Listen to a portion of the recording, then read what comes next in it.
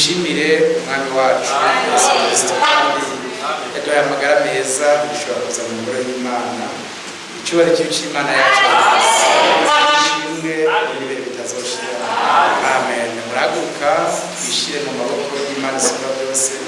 Turaririmba tuti nyabona naho kwisata cyo maze mu ijuru imbere y'Imana ndafise umuntu avugira kandi wewe n'umuherezi mukuru. Izina rye witwa Rukundo. Izina ryanjye ryanditse mu gitabo gusa ahubwo ryanditse no mu mutima wiwe. Amen. Imana ishimwe.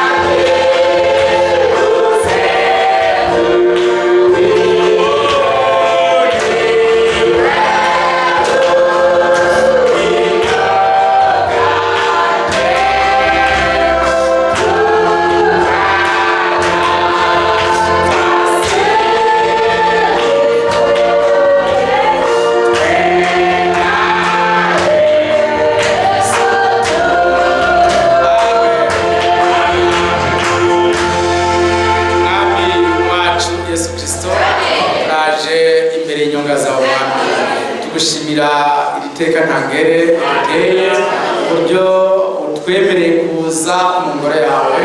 Tugushimiye kandi mwami ko waducunguye igorogota. Tugushimiye kandi byiza byose wadukoreye imbere yawe uyu mugoroba n'umugoroba w'amashimwe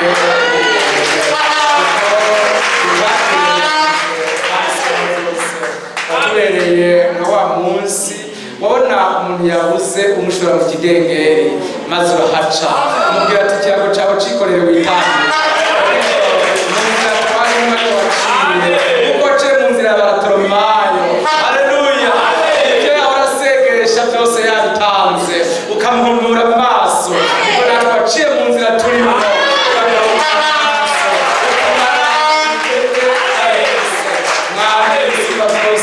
uko washaye Petero atwawe n'ikiyaga niko wadushaye dutwawe n'isi yagitumire mwami turarira dutakamba udukwega akaboko utuvanayo mwami twakijije abafurere ubwato bugira bubatware icyaya n'imiyaga byaba bigira bibamare niko natwe mwami wadutabaye isi igira itumare amadini yagira ati yongobeze uradukiza muhimbaza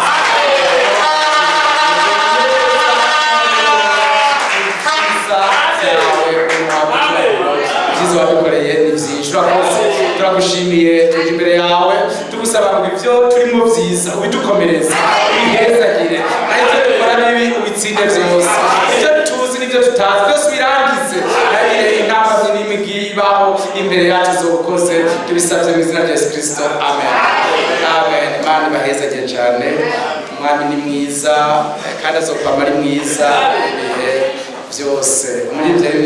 Yaririmbye ngo umwami ni mwiza, yaririmbye ngo umwami ni mwiza, yarakoze natwe turavuze tuti umwami ni mwiza, ni mwiza umwami wacu Yesu Kristo. Ishimwe n'icyubahiro bibe iby'igihugu n'ibintu. Amen. Murazingurura mu Bikorinto ba mbere igice cya mbere. Imana ibahezagire cyane. Amen. Verset 12. Oh, pardon. Abikorinto ba kabiri igice cya mbere nasomye. Mumbabarire cyane rwose, mumbabarire. Abikorinto ba kabiri igice cya mbere umurongo wa 12 turasoma mu Yesu Kristo. 2 Corinthiens, pas 1 Corinthiens, mais 2 Corinthiens, chapitre 1er, verset 12.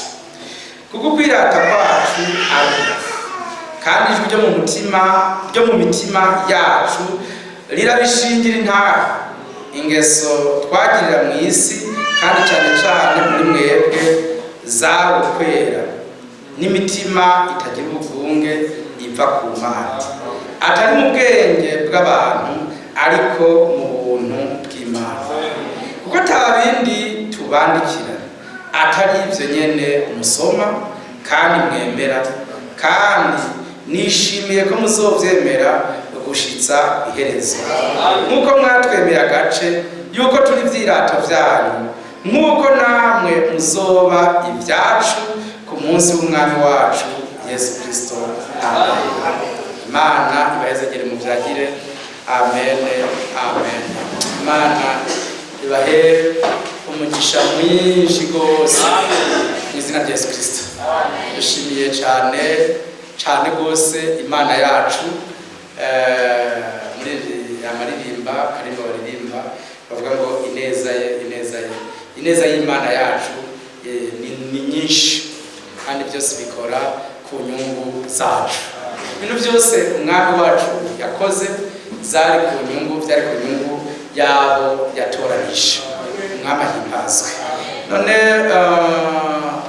tunezerejwe n'uko yatubitiyemo umugabane mwiza tugashobora gukorera mu izina rya Yesu Kristo. Ibi umwami yagwanye intambara nyinshi kuri wewe no kuri jewe, ni intsinzi ya Yesu Kristo. Imana ihimbazwe. Amajambo dusomye n'amajambo meza Pawulo yabwiye abera ati kandi ndizera ko muzovyemera gushitsa ku iherezo. Amen. Imana ishimwe kuko iby'Imana yadushizemo atari umuntu yabitwinjijemo. Umugoroba muvyumve neza, ibi ntitubihagazemwo kuko hari umuntu yabidushizemo, tubirimwo ku bwa Yesu Kristo umwami wacu. Kandi nizeye ntakekeranye kwibi murimwo muzobigumamwo gushitsa no kwihereza. Imana ishimwe. kandi Imana umugisha. Pawulo yavuze mu Befeso aya majambo meza, ndifuza ko muzigurira hamwe nanje Bible mu gice cya mbere cya Befeso. Pawulo ati ku murongo wa mbere, Paul nagizwe intumwa ya Kristo Yesu nuko Imana yabigombye, ndabandikiye abera bari muri Efeso babizigirwa bo muri Kristo Yesu, ubuntu bube muri mwebwe n'amahoro biva ku Mana Data wa twese no ku Mwami Yesu Kristo. Imana y'Umwami wacu Yesu Kristo ari yose iragashimwa, yaduhezagiye imihezagiro yose y'imwemu ahantu ho mu ijuru muri Kristo, nk'uko yadutoranirije muri we itangiriro ry'isi ritarashirwaho, kugira ngo tube abera tutagira agasembwa imbere yayo turi mu rukundo. 5 kuko yabigabiye kera ko duheshwa na Yesu Kristo gucika abana bayo ku bwayo, nk'uko yabigombye bikayihimbara, kugira ngo ubwiza bw'ubuntu bwayo bushimwe ubwo yatugabiriye muwo ikunda. Muri we niyo duherwa gucungurwa n'amaraso yiwe, niko guharirwa ibicumuro byacu nk'uko itunga ry'ubuntu bwayo riri, ubwo yadusesekarije mu bwenge bwose no kumenya, itwatiye ibanga ry'ivyigomba, kuko vyayihimbaye ibigabiye kera muri we, vyingana izogenza vyose igihe gikwiye gishitse, gukoraniriza vyose muri Kristo, ibiri mu ijuru n'ibiri mu isi. Kuba muri uwo vyaduhesheje gucika ishamvu yayo twashiriweho kera, nk'uko iyo yabigabiye ikora vyose nk'uko imigabo yo mu mutima wayo iri, kuzoba guhesha icubahiro ubwiza bwayo twebwe abizigiye Kristo kera. Muri we namwe mumaze kumva ijambo ry'ukuri niryo ributumwa bwiza bw'agakiza kanyu, mumaze no kumwizera, niho mwashiwe ikimenyetso nico mwebwe yasezeranye, niwe ngwate y'umwana tuzohabwa, kugira ngo ab'Imana yaronse ibacungure ngo ubwiza bwayo bushimwe. Amen. Imana ishimwe, Imana ishimwe, Imana ishimwe ibihe byose. Aya majambo n'ay'ukuri Paul yandikiye Abefeso ati, nanje namenye ntakekeranye yuko mutazogwa. Amen. C'est ça le résumé. Frère Paul yababwiye ati, Imana niyo yavyikoreye. Amen. Ibatira ibanga ry'ivyigomba, ibashira ko ikimenyetso nk'ingwate y'umwandu muzohabwa. Nawe Pawulo ati, ndazi neza ko mutazogwa. Imana ishimwe. Paul nivyo yanditse hano muri amajambo yose dusomye ati, nzi ko mutazogwa, nta kibazo mfise, nta mutima uhagaze mfise, nzi ko mutazogwa. Arakomeje ku murongo wa 15 ati, nico gituma nanje numvise ukwizera Umwami Yesu kuri muri mwebwe n'urukundo mukunda abera bose. Amen. Nayegeshanya kubashimira Imana mbahoza mu kanwa uko nsenze, ngo Imana y'Umwami wacu Yesu Kristo Data wa twese w'ubwiza iba umutima w'ubwenge no kwishurirwa mu kuyimenya. Amen. Wamaze imitima yanyu yiweze kugira ngo mumenye ivyo mwizigizwa n'uguhamagara kwayo ivyari vyo, mumenye n'itunga ry'ubwiza bw'ishamvu ifise mubera. Imana ishimwe. Mumenye n'ubwiza bw'itunga, mumenye na le trésor ifise muri mwebwe. Il ne veut pas vous abandonner. Est-ce que vous avez compris? Mwabitaho. Preparati erege abamagaye ifise ubutunzi muri mwebwe izobareka. Amen. Imana ishimwe.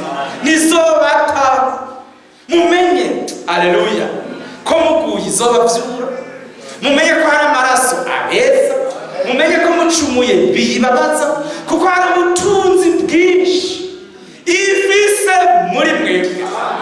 Mama himbaza ira abafrere yarakoze akantu gatonye kuri mikro ukudufasha kugereza neza. arazi ko sawa ubizamure gatoreze ukoze mumenye n'ubwiza bw'itunga ifise mu rero Imana ishimwe bien-aimé Paul ariko arigisha abafrere ababwira ko batoranijwe isi n'ijuru ritararemwa ko batazogwa amen ayababwira ko yabatiye ibanga ry'ivyigomba kwitazobaheba important muri mwebwe nihibitse ubutunzi bwayo bwose Imana ishimwe ça c'est merveilleux mbese nayigase niko ndabwira abefeso niko ndabwira mwebwe niko ndabwira mwebwe abafrere bavyumve reka tubisubiremo n'ahari birebire tubisubiremo murambabarira rwose tubisubiremo mwihangane umviriza amen Paul nagizwe intumwa ya Kristo Yesu nuko Imana yabigomvye ndabandikiye abera sinandikiye n'importe qui nandikiye abera bari muri Efeso babizigirwa des fidèles en Jésus-Christ babigumya neza batazobita babishizwemo n'Imana amen batazanywe n'abantu me Imana ishimwe babizigirwa que le Seigneur soit loué frère arakomeje ati Imana y'umwami wacu Yesu Kristo ari yose iragashimwa mbere kubw'ivyo yabahezagiriye imihezagire yose y'impebu ahantu ho mw'ijuru donc vous comprenez bien est-ce que muravyumva neza yarabahezagiye vu mwari kuvuga amen mwari kuvuga amen parce que Dieu ne vous a pas menti Imana ntiyababeshe yabahezagiye imihezagire yose imwe ahantu ho mw'ijuru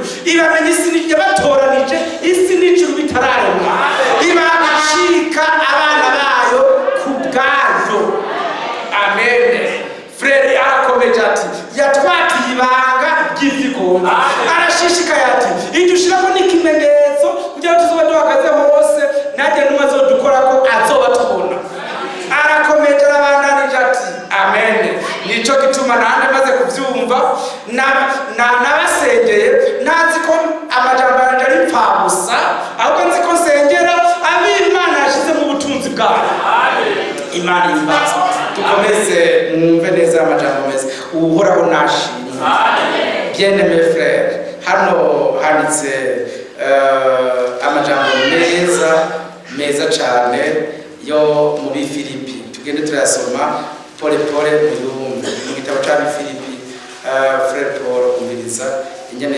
yavuze amajambo meza que Dieu vous bénisse Imana bamugisha mwese agabanije amen que Dieu vous bénisse mu bifilipi amen oui Imana ishimwe kuko verset 21 igice cya mbere umurongo wa 21 kuko kubwanje kubaho ari Kristo kandi gupfa ari Mungu ariko namba ari kubaho mu mubiri ico kizonyamira imbuto z'igikorwa kandi sinzi ico mitamwo ndazazaniwe muri ivyo bibiri kuko nifuza gutaha ngo mbane na Kristo amen Imana ishimwe kuko arico kirushirije cyane yamara kuguma mu mubiri nico cyorushiriza kubagirira ikimazi kandi ko nizigiye ivyo ndazi neza yuko nzogumaho nk'abana namwe mwese kugira ngo muje imbere munezererwe ukwizera ngo muze murushirize kunyirata ku munsi wa Kristo muri Kristo Yesu isubiye kugaruka iwanyu amen Imana ishimwe frère Paul ati kandi cyoze nakekeranya nuko nifuza mwese ko vukonti ya mama bibonye mwaca mubisubinya umve frère nyene Paul avuze neza ati kandi ko nizigiye ivyo verset 25 ndazi neza yuko nzogumaho nk'abana namwe mwese kugira ngo muje imbere Imana ishimwe Paul ati je sais que vous n'allez pas progresser ndazi ko mutazotera muhererwa mu gakiza mais vous allez prospérer Imana ishimwe ibintu umuntu adanaza by'isi vyohomba canke ibindi mais nous avons la garantie de Dieu Imana yaduhaye ico twishimikiza atubwira ngo vous allez prospere mu vy'Imana aho muzoguma mutunga muzoguma muva mu bwiza muja mu bundi inzu tubamo zizosaza impuzu twambara zizohera me ijambo twagiye ryamana ubwiza bw'ibihe bidashira kora ati nari nifuza ko ngumanye namwe nzokomeza ndababwire mugume mutera imbere muri ivyo Imana ishimwe frère que Dieu vous bénisse aya majambo nayo kuri Imana icoma mwese mukayumva n'amajambo meza y'Imana isumba vyose Imana ihabwe icubahiro cinshi mumbabarire rwose tugendana kwa Tito Imana ni nziza Tito Imana ishimwe cyane kwa Tite frère Imana nihabwe icubahiro mu gice cya mbere frère Paul ati que Dieu soit loué Paul umugurano w'Imana intumwa ya Yesu Kristo mbiherewe kwizeza ab'Imana yatoranije no kwigisha kumenya ivy'ukuri gufatanije n'ukubaha Imana amen que Dieu vous bénisse Paul ati mbiherwa yaba nari ndi kumwe n'abafrere hano mwese mwari kunyemerera tukavuga ngo uwo twicaranye ni uw'Imana yatoranije uwo dusengera hamwe ni uw'Imana yageneye agakiza Paul yavuze ati Yesu nigisha abanyabyaha frere Frank ati Yesu natumwe ku nkumi z'ibijuju oyaye natumwe ku mugeni wa Yesu Kristo frere Paul ati nahamagariwe kuba intumwa n'umuhanuzi nabiherewe kwizeza ab'Imana yatoranije Imana ishimwe nanjye ko Imana nyinjire ngaha ninemere ko nawe Imana yagutoranije Imana ishimwe que Dieu vous bénisse frère Paul akomeje ku murongo wa kabiri ati nkora alleluia nizigiye kuzoronka ubugingo budashira ubw'Imana itazi kubesha yasezeranye kera ibihe byose bitarabaho alleluia Jesi moravuga ngo un jour je vais vieillir ngira umutima mubi ndikona bapresha hanyuma nzosaza ngware nimuzonangarukirako nzoca mfa nkenye ngo n'ibindi bitari bimwe sivyo Paul yavuze ivyo sivyo Paul yavuze ngo ujya message iminsi ndayibayemwo ngo vyatumye ngo nanidagadura mu byo nari kujamwo byansibije n'imanza z'abonshigikiye sinzi n'ibindi wovuga ivyo ni afere yawe frère Paul we yavuze ati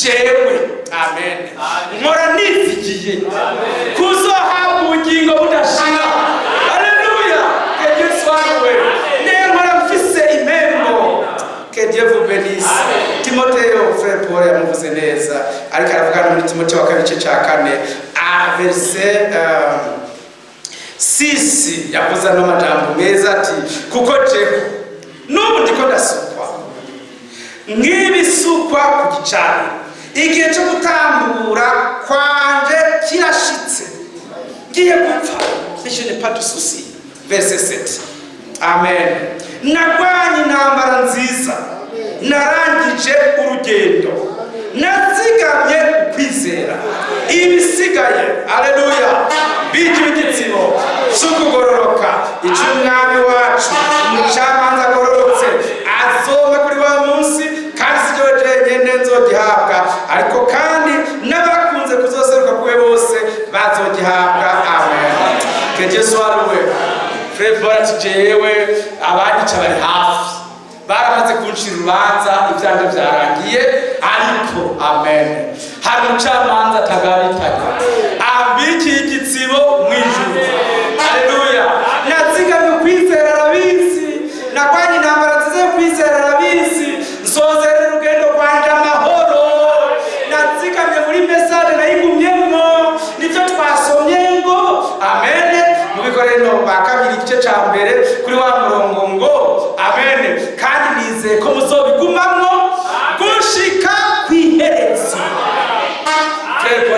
jusqu'à la fin de ma vie Imana ishimwe gushaka kweza urugendo rwanje nagwanye intambara nziza yo kwizera nazigamye urugendo rwa Imana ni nziza nishimwe Imana nahimbazwe nituza gupreshira abo ejo bazobanagotsa amaso abejo tuzohurira muri Pentecote cyangwa muri Fekabu tuza gupreshira abo tuzozamukwana tuza kuririmba muri assemble yabo tuzosangira ubukwe bwa wa mwaka nimwebwe nyine tuzofashanya kuganza mu myaka 1000 y'intwaro ya Kristo Yesu mwabahimbaza nimwebwe abera bo kunsengera ngakira bo kunsengera ngakizwa nimwebwe Imana yatoranije ifatanya nimwe twasangiye kuvuka mu maraso ya Yesu Kristo. Que Dieu vous bénisse. 1 Thessaloniciens manishimwe ubundi bihe bitazoshira. Oh, il vous aime. Jésus vous aime. Jésus m'aime, il m'aime. Il m'aime beaucoup. Amen. Qu'il soit loué. Nashimwe. 1 Thessaloniciens chapitre 5 verset 8. Ariko twe Abatesalonike ba mbere cya 5 mu murongo w'umunani.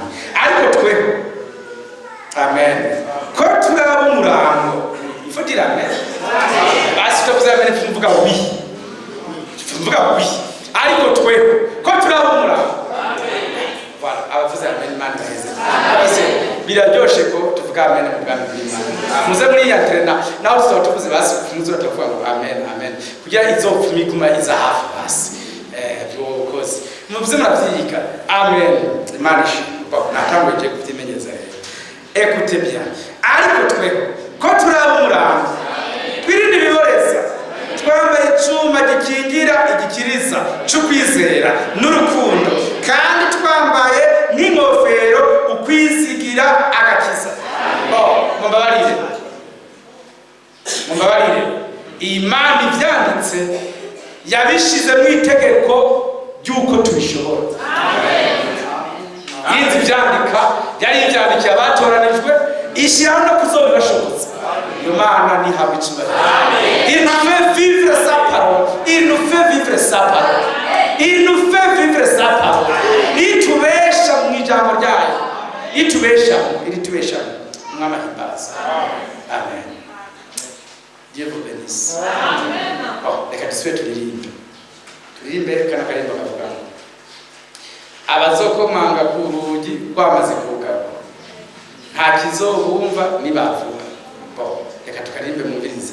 Nukuvuga ngo abo bantu turi nabo tubiroreshejeko tuzoba twaraguye tutazojayo. Ariko nitwarimba tuce tuvushiramo akandi gasobetse kati warakoze mwami kumvana muri bo. Mwumvise tukaririmba rero. Afara kuvuga ngo kandi na wa murozi ngo ari muri abo nta kizobumva nibavuga ngo ni wa wundi yamuhitira abana. Oya. Hako Jeho mwami waranyumvise. Turirimba tutakagira negative hako tukagira positive. Ahubwo tuvuge ngo hari umuriro ubikiwe inkozi z'ibibi n'abansi b'Imana. Nituca tuvuga tuti ye ni babarozi biwacu. Cyangwa niba oya hako tuvuga warakoze. Ijambo ryanditswe abandi babonyemo ishavu n'urwano n'uburake by'Imana turikuramwo mu rukundo rw'Imana. Twe turisanga mu rukundo rw'Imana. Mwatawije ndiko ndabigisha. Umwami n'abatuze niyo mpera. Abatuze niyo mpera. Batwaririmba ngo bazokomanga ku rugi. Akizobumva bavuze nawe uti kazima je wari nzoba ndi. Uce wigereza nuko tukumva. Akaririmba nuko kavuga. Nireka tukavuga rero mu mvuga yacu tukavuga azonyumva ndodoye mwumvise ivuga tukaririmba mo rero azoba yanyakiriye mwakombreye Dieu vous bénisse. Reka rero dukomeze dusome ko abo ni nabwiye bamaze kumva. Voilà, que Dieu vous bénisse. Verset 9. Kuko Imana itadushiriyeho kuturakira. Alléluia. Ariko yadushiriyeho benshi bagakira. Nous devons, tu dois. Oui. Amen. Puis Imana niyo bitangaje ça m'appartient. Ni kwanje.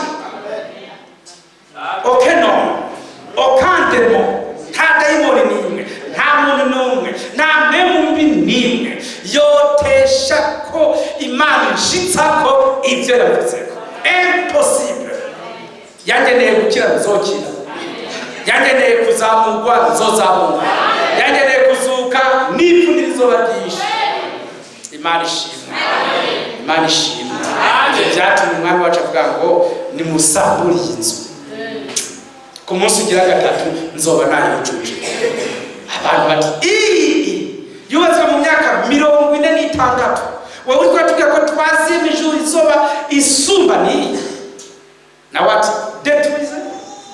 Barengera ko barasambura, bibaza ngo turamwikijije, turamwishe, turamuhamvye, turemetse kwibuye, tumurindishije abasoda, turacunze amaradiyo yose yavuze ngo wa mugabo yahora byonga amadini yose, twaraye tumwikijije.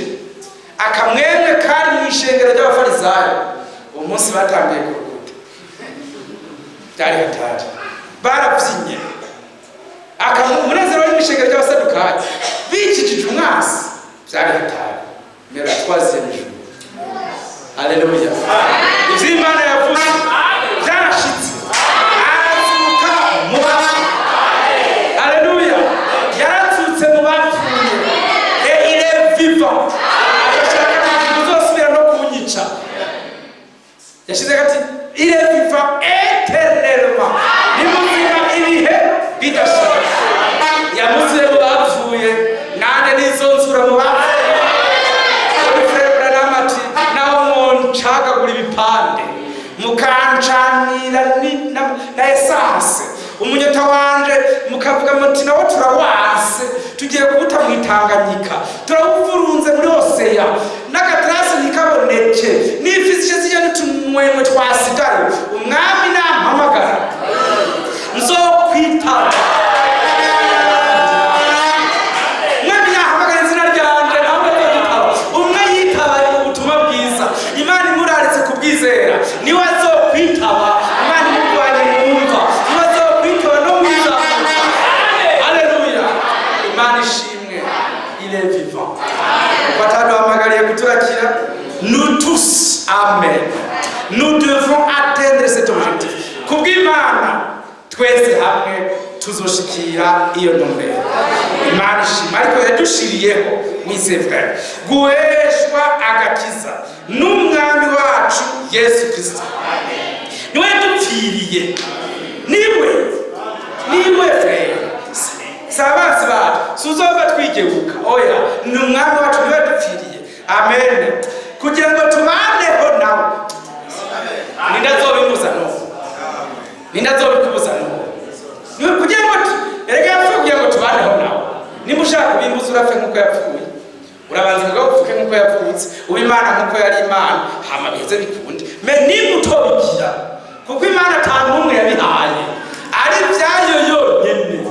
Ubugingo yanyugaraniyemwo ntawe uzobunyaka, ibyiza yangeneye ntawe uzobintesha. Aha ho kwimuka hakaba muri Amerika, na Amerika hakaba hano, ibintu byose byohinduka, naho twuba hakaba ikiyaga, ariko ivy'Imana yangeneye personne ne va changer. Imana ishimwe, ntawe uzobivanaho, ça m'appartient. Ça m'appartient, ni kwanje, kuko Imana ishimwe. Kugira ngo tuze tubanaho nawe, ariyo turi maso canke ariyo dusinziriye ry'urupfu. Amen. Que Dieu vous bénisse. Iyo tuba twarapfuye, mwami wacu avugiye muri Pawulo ati no kubazura no vuzekete. Imana ishimwe, Imana imbaza. Reka nsubiremwo kugira ngo muvyumve. Nidusengesha abazora, oya, nidusengesha abantu bazozimira. Mais Psaume 60, Bibiliya ivuga n'amajambo meza. Muri Zaburi ya 60 iti Imana ishimwe. Que Dieu vous bénisse. Amen. Oh, amen. Oh, Imana ishimwe.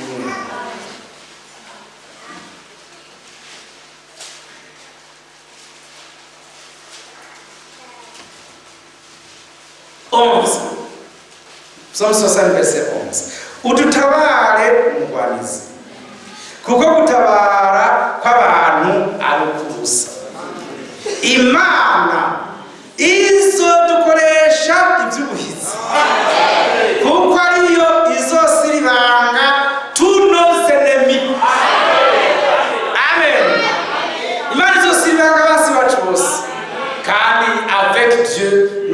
des exploits.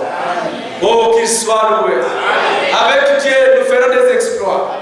Imana ishimwe, turi kumwe nayo tuzokora iby'ubuhizi. Tuzozuka mu bapfu. Amen. Tuzoririmbira mu ijuru. Urekere kuzura urimvira ngo korale turimwo, ngo irimo abantu bamwe babi, ngo harimo n'abandi beza, ngo harimo abacererwa, ngo n'abashika kare, ngo bafise amajwi mabi, ngo harimo n'abanyabyaha. Umuntu yagutumye kubasora wewe wamukuye. Si sumu wariye, ibyo ni sumu wariye. Bikomeye naryo nyene wariye mu muyaga. Korale turi kumwe niyo tuzoririmbana mu ijuru. Abafrere n'abasore dusengera hamwe nabo tuzicara ku ntebe z'ubwabo. Amen. Kuko Imana itadushoboye kuturakira, ariko yadushoboye kuzobana naho nawe ariyo turi maso cyangwa dusinziriye y'urupfu. Ibyo byose ntacyo bizohindura. Abazoba ari bazima azobahindura, abazoba barapfuye azobazura, bazukana umubiri w'ubwiza, tuje kubana n'umwami wacu mu bihe bidashira. Ariko umunsi umufrere akagenda atambuka ngo mpava nzitara. Ushobora kutsitara mu mubiri ukava amenya akavayo, ubwo twe ntituje tuguheba. Uzoza usenga w'ibihanga hama tume turirimbana tuti tera imbere shasere nayo ibihanga aribyo byuzuye mu kanwa. Icyo nzi ni kimwe, umwami azoyagusubiza. Wereka abafrere banciye ukuguru ibyo gahimwe bitwaye iki? Tenyenye dusigaje indwi zike, umwami atwambika amaguru atazocika. Azotuha amaguru atazocika. Ngo nagiye ngo basanga ngo kanseri y'izuru ngo bazorikuraho. Urabusha kubenga Paul yagenda n'umunori, Frère Paul Imana yamubwiye ngo ubuntu nakugiriye. Deux Corinthiens chapitre 13. Ubuntu nakugiriye burahagije. Car ma grâce te suffit. Alléluia. Oya muzoswe reka tuzohura vuba na Paul muzonyereke wa munori. Muzoce mwonyereka maze ngo Paul mutwereke wa munori. Azoba atakiwibuka. Iryo jisho ryaturumbutse ryagenda gendera azoba atakibyibuka. Iyo uburibwe butibukwa niyo tuzoba tuba. Kuko Imana yadutoranirije kandi igiye kuduha twebwe twese. Reka mbwire abafrere kuri mugoroba ni muri benshi kuko ku buryo vyayinaniye kubashikanayo. Oya ni muri benshi. Naho ngo gwizwe miliyari igihumbi izoba yabagwijije kuko ifise ibibanza yabateguye. Naho twokuzura iki gisagara cyose tugasenga hapfuye, izoba yabikoze mbere na bera nibatira nazo none bazoba n'ibirahuri, bazoba nk'ikiranga c'ibirahuri. C'est une mer de verre, des millions et des milliards bazoba bateranye kuva kuri Adamu gushika kuri twebwe kandi bose bafise intebe bazicarako, bose bafise umwe wese afise amazimano yiwe. Abantu bose bazoba bicaye iruhande hafi yiwe gusumba imikoro.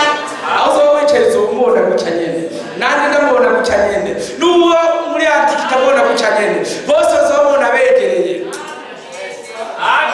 Tuzoba turi kumwe nawe. Imana ishimwe. Imana ishimwe. Mukora ibintu umuntu aje kuvuza ingoma ngo ukane wanigiye ntazojayo. Sibe nawe. Oya tuzivuza nk'abazojayo. Bavuza ikondera tuzivuza nk'abazojayo. Bavuza ifirimba tuyivugije nk'abazojayo. Twapresha dupresha nk'abazojayo. Twaririmba nk'abazojayo. Tugiye kuyasanga tujyana n'ibigufu byinshi n'imigiri gisumba nk'iy'abanyamirembe birukanye babagabo. Naho tugenda n'imigirigi myinshi nk'abazoja mu ijuru. Twakubita ukuguru ni nk'abazojayo. Imana ishimwe. Nimwitaye Bibiliya ni kwifuza ati uko mubonye agiye soyez mwebwe nyene niko muzona mubona. Genda muruhuke mwe kuma murazi mitwe uko mubonye agenda kandi rirovyendera mwebwe baramutana taha bazoba ari kigihe bazoba arabasinzije. Tuzotwagwiye turi benshi muzobona agarutse. Imana ishimwe kandi haba icubahiro. Ni mwebwe nyene muzomubona agarutse. Imana ireme mu mitima ivyizigiro vyo kuzomusanganira, ibarememo kwizera kugira ngo ivyo dukora byose tubikorane umwete n'inguvu nyinshi nk'abazohabwa impera. Que Dieu vous bénisse. Galates chapitre 6. byose. Abagalati igice cya 6 Fred Paul ati Imana ishimwe umwami abamugisha. Oui, verset 6 chapitre 6 verset 6 ariko wigisha ijambo ry'Imana abe umwigisha mu byiza byose. Amen. Nimuzimire Imana yo icokogwa kuko ico umuntu abiba cose aca azokwimbura. Ube mu buryo bw'umubiri azokwimbura kubora mu mubiri, ariko ubibe muri mwemu azokwimbura muri mwemu ubugingo budashira. Nef twame dukora ibyiza niducogore kuko igihe nicashika tuzokwimbura nitutarambirwa. Amen. Nuko rero iyo turonse uburyo tugirire bose neza cyane cyane ab'inzu y'abizera. Murabyizeye ko umugoroba mwami babwirije neza byiza. Umunsi ndagomba ko ubuzima bwacu buhinduka. Niwavuga uti ujya mu frere arashonje akenda muhere 1000 cy'amarundi jewe ndakimuhaye kuko je nzoja mu ijuru. Je nzoja mu ijuru frere. Cyituma ndamuhaye 1000. Hanyuma nitwahora n'ubukenya gashati akira diferenishe bize kuko nzoja mu ijuru. Ivyo byakoresheje abafrere ba Martin gufata ikoti y'igisirikare yambaye akayisaturamo kabiri akagenda yambaye inusu, iyindi nusu ayipfukisha umukene. Mu mugoroba mw'ijoro mwami Yesu aramugendeye yambaye ya nusu y'amajambo Yesu yavuga ngo ico muzokorera mwe muri abo bana bato ni jewe muzoba mugikorera. Imana ihimbazwe. Bien mes frères, ivyo dukora byose tubikora nk'abazoja mu ijuru. Nous sommes certains. Nous sommes certains. Imana ishimwe. Que Dieu vous bénisse. Tuzireze tudakekeranye ko tuzoja. Nukuririmba nawe ntuzoja. Usenga nasenye ntuzoja. Vuga amena yitwe ntuzoja. Haleluya. Wewe umva yale ni umuntu mumenganiza rikwishi. Ibyo ni bibi. Ibyo murazoja. Uzurayura. Uzoja ibyo ni bya frere. Idi. Muzora hapo. Mucha dushirira simkwa gatara. Muzomona abakecu. Uni musinabanya abakecu. Bambaye ibitenge by'umuganda. Imodoka ibasigaje gushokwa kwa gasoro. Igikorana cyabera hano kuri ku kibuga cy'indege. Barirutse baterukato. Abantu tubere twaguye bakomere baheze babakecu. Bamwe bunamye n'ibigodikodi by'imyumbati n'ibintu by'ibipurizo biruka batera umugere kwibira uyu haza gutahira n'amagufa yose ko yatandukanye. Mugabo kubera esprit nemu yari murimo kone wakecu bakasikoroza yakwararakiya biruka n'ukatobajana n'abagabo kivira n'inzingufu zavuye frère babikora n'abazotsinda. Sabana bavuga ngo urabona umuvyo genda nabi bakabise oya inzinzi ni kaje babaze. Aro natwe kwitsi kwinzinza ni kaje. Et le séjour. Alléluia. Nous sommes tous aux âmes. Abantu bonye batumure.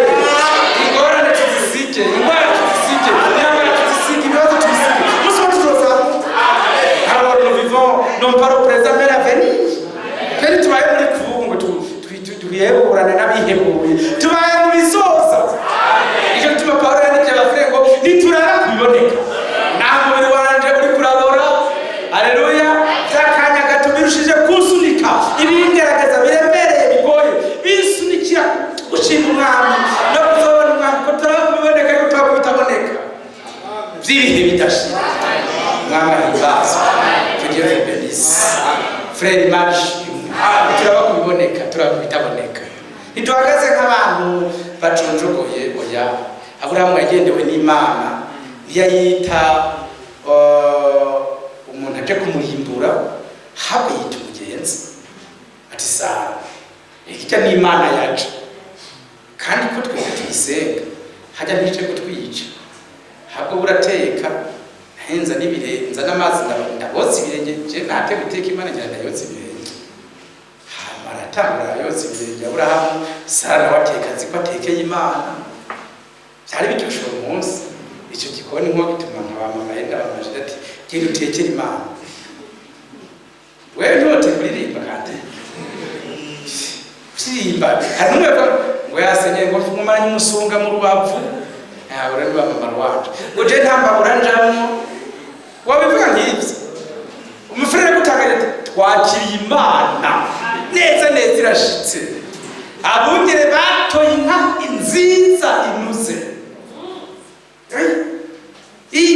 ugira barameze ko bwako ugiye mutakamugaye hari tumwasone mwebwe n'abungere bari muri onction bari basizwe batora igika kivyibushe kimwe yogurishe nk'imiliyoni 500 barakizana rero gitengeteye bagikatamwo n'umwete mwinshi n'amagufa yose batemeye rimwe kubw'ingufu bari bafise Sara mu kugiteka nawe n'izindi ncoreke amavuta yose yahereje n'ingunguru dutekeye Imana amavuta y'urubu mu kuyazana apana kwa ngo izahabu ngo isaka ngo nuze ngo abakomani bakoze ngo ari utundi nuko yavuze hari utundi tuntu no kumusigana nisigaza n'uko yataruranye byose tuzimanye fe ibintu bari option yo kubikora atangura kwitera inkuru abonye yayizimanye haza ati nyemerera senyeri ariko zanywe n'iki by'ukuri ajewe hari ibintu binzanye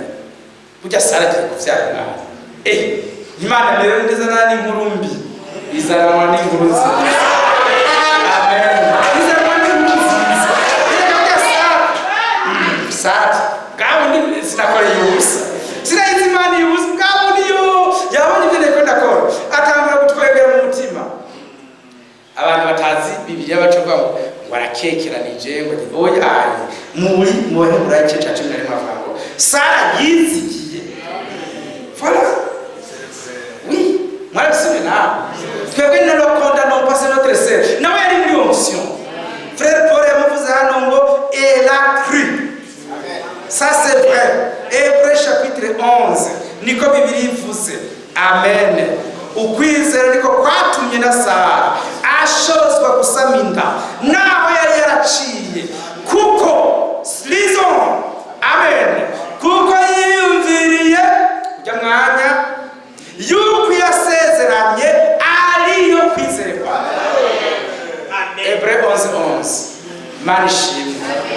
manishimwe kuko yiyumviriye so ujya mwanya ntimuzoze muramureka Sara ntiyagize ibibazo kuko yiyumviriye yuko yasezeranye ariyo kwizerwa himutera gusabinda uwo munsi hariheze amen mukecuru arasigwa no kwakira message yari nyurupfu rw'imyaka 75 amen aba sous l'onction oui est-ce que vous me ndabasabye mu nyumve neza yabaye sous l'onction yarasizwe asigirwa kuzobyara umwana Imana ishimwe kandi yaramusigiye kubyara Isaka niyo yadusigiye kwizera ubutumwa bw'igihe niyo yadusigiye kuzozuka mu bapfuye niyo yadusigiye kuzozamurwa niyo yadusigiye kuba mu bukwe bw'abamagazi w'intama no kuzogazana na Kristo imyaka 1000 no kuzofashanya nawe guca imanza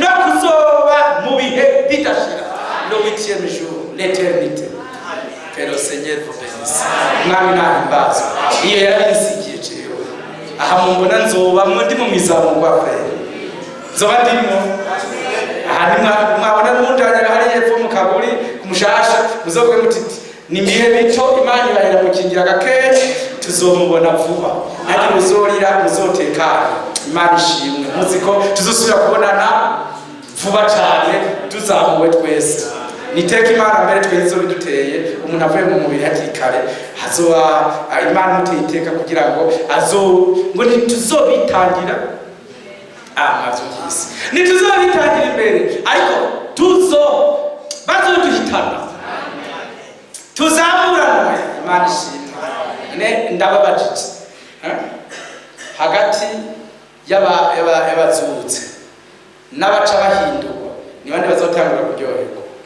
Sazo bazutse si bafire frank bazonza bazuke hama natwe duce duhindurwa hama batete tumusangane abazutse si bazotangura kuryoherwa, si bazotangura kuryoherwa none bazobatse mu bapfuye bizoba biryoshe kandi byo umwami byaje umugabo yokwemera impunzi ukuntu we ntayikubwira bigashika iyo sangi kazogera yakenye ariko Imana ibyo yasezeranye byo ibishitsa igihe cyose icyo yashingiye kigeze.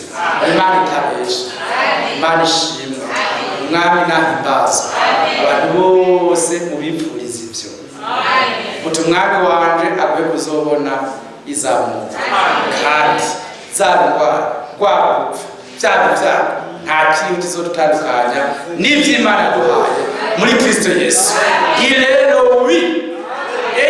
Amen. Niwe egome kuvy'Imana yasezeranye byose.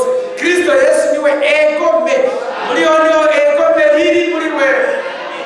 Amen. Ko tumufise turabifise. Hari umushumba serviteur shebuja yabwiye ati yamara ndabicuza.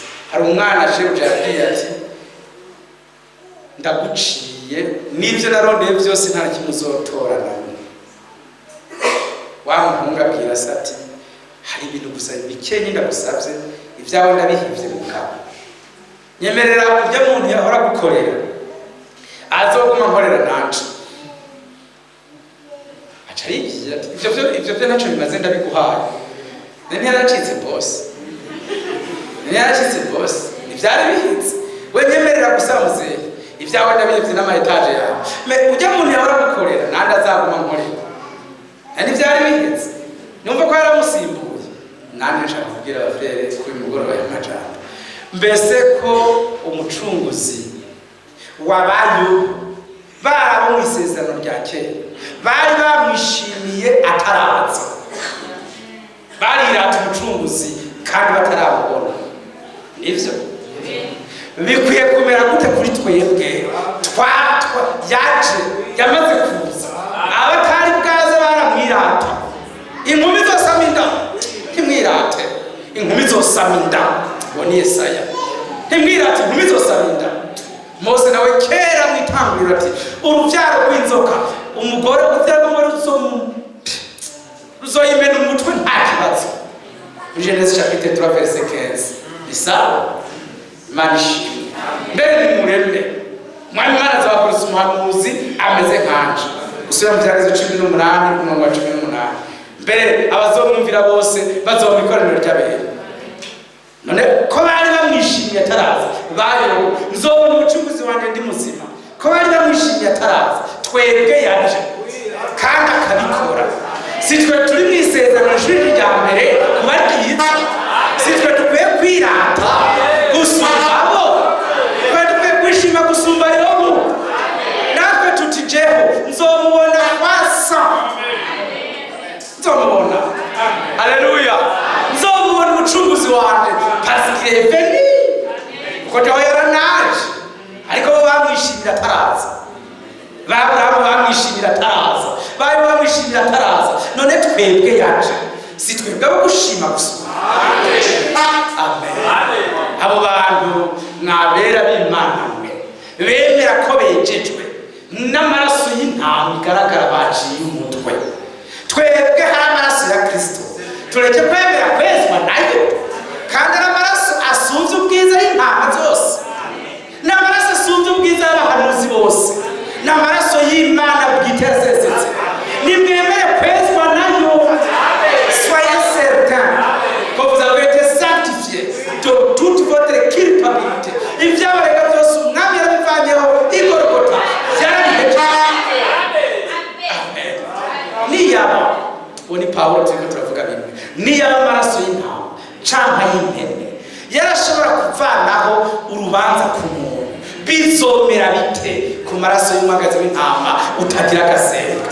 nanjye mpagaze imbere yanyu nishimye cyane niyaba mu ntumwa harakozwe ibimenyetso n'ibitangaza, mbega uwo mugabo adasaza adapfa w'inkomezi ariwe Mana isumba byose, mu gusozera akazi ntiyava mu munyantege cyangwa azokora ibisumbye ibyawe. Ibi tubwiza bwiwe ko hanyuma uzorusha ubwa mbere. Haleluya! Amahirwe dufite twebwe, amaso yanyu arahirwe kubabona, n'amatwi yanyu yumva, n'amashimwe. Muhaguruke tumushimire wamwanyereza icoma mu mutima ukavuga ati Imana yampaye amaboko n'amaguru byoshika nkabura n'isanganya agacika, ariko Imana yampaye agakiza nta kizokamvana, kuko ayo maguru nzoyagarurirwa n'ayo maboko nzoyagarurirwa umwami Yesu nagaruka. Imana ishimwe. Harahiye abapfapfira mu mwami kuko ibikorwa byabo bibaherekeza. Umwami n'imbabazi abamugisha mwese. Shalom shalom. Imana ishimwe yongera ishimwe ubundi butazoshira. Tugiye iwacu mw'ijuru, nimuze tugende. Mwese ati nani ndagiye, nawe uragiye frere, ne soyez pas inquiets, ne soyez pas fâchés, non, munezero, tugiye iwacu mw'ijuru, muze tugende, muze tugende. Amen.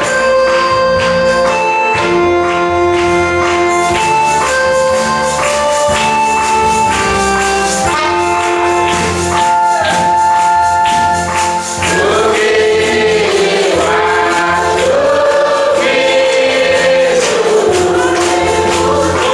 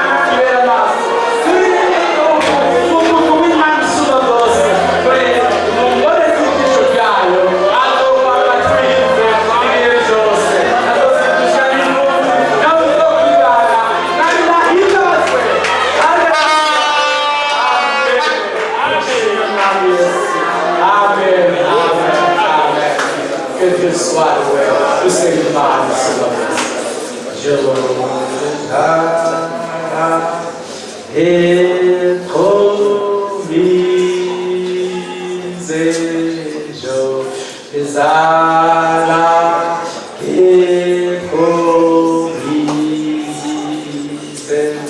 por revenir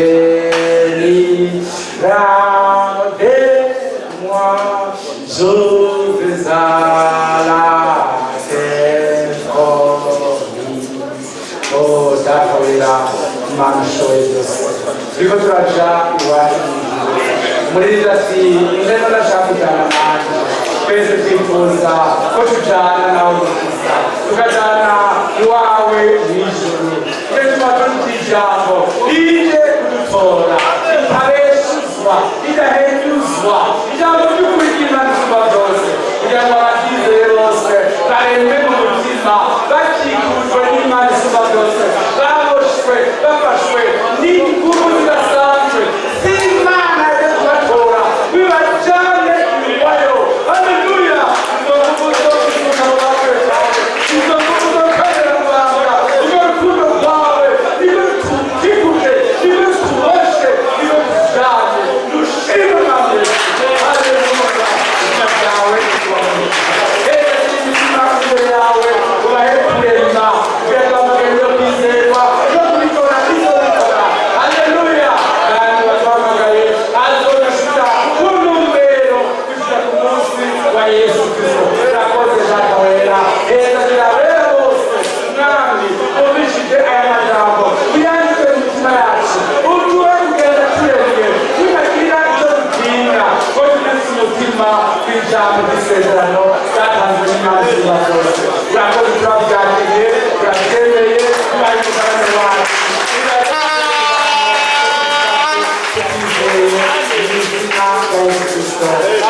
amen amen. Ibyo kubeniza byasoze ikoraniro ryacu aturagize Imana isumba byose.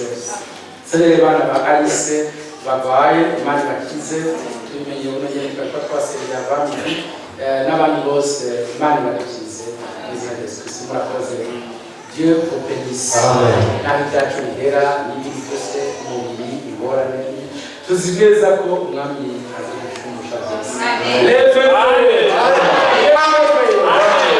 Haleluya! Amen. Nashimwe. Yesu Kristo. Data wera n'ishobora zina ryawe n'iryubahwe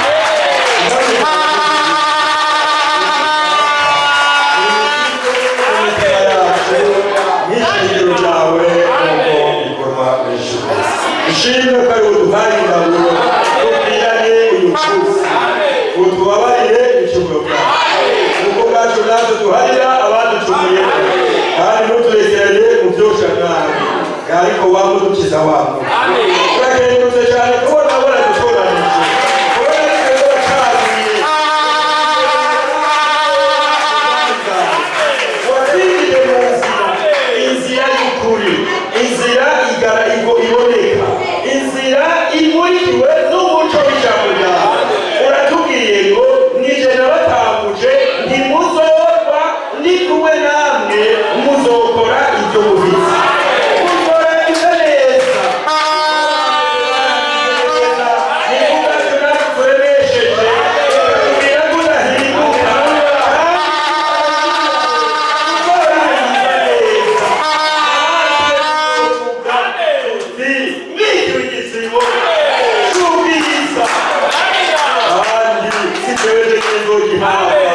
N'abakoze ukuseruka kwawe bose na Yesu bazogihawe. Niho twamenye ko natwe tuvuze ikibanza ko twakiriye ijambo uwo wadutumyeko yadushikirije. Ushimwe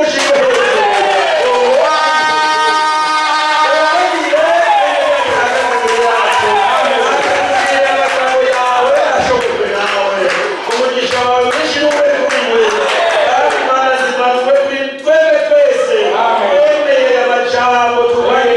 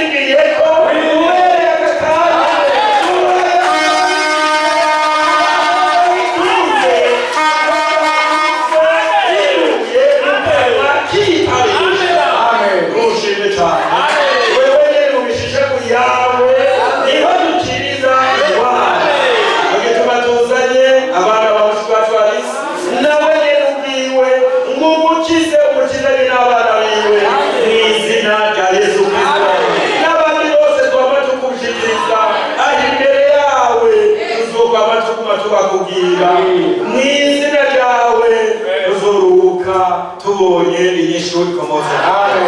Urakoze cyane mwami, Mungu gusenga kwacu akakanya, uduhereye kandi wamutwagarikiye isi yose, kuko ari mu izina rya Yesu Kristo umwami wacu tubisabye. Amen. Tugiye gukomeza kugira Imana iramugisha kandi ibaheze cyane mu umugisha impande zose mu musozi wa Kimishengo Mana basokuruza warabatabara natwebwe ni wowe gusa ni wowe gusa twizeye maze mu cyane n'amahoro umwanya wacu